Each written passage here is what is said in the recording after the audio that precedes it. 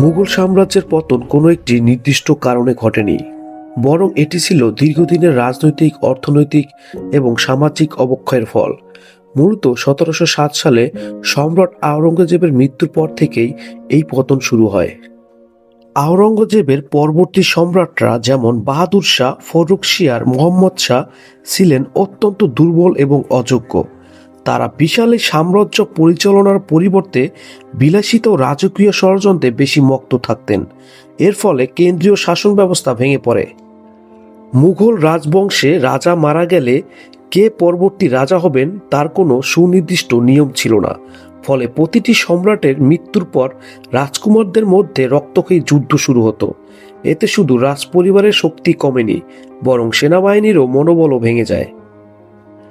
দাক্ষিণাত্য নীতি ও অর্থনৈতিক সংকট সম্রাট আওরঙ্গজেব জীবনের শেষ 25 বছর দক্ষিণ ভারত জয়ের নেশায় ব্যয় করেছিলেন। এই দীর্ঘস্থায়ী যুদ্ধের ফলে রাজকোষ শূন্য হয়ে পড়ে, উত্তর ভারতে শাসন ব্যবস্থা শিথিল হয়ে যায়, কৃষক ও সাধারণ মানুষের ওপর করের বোঝা বৃদ্ধি পায়।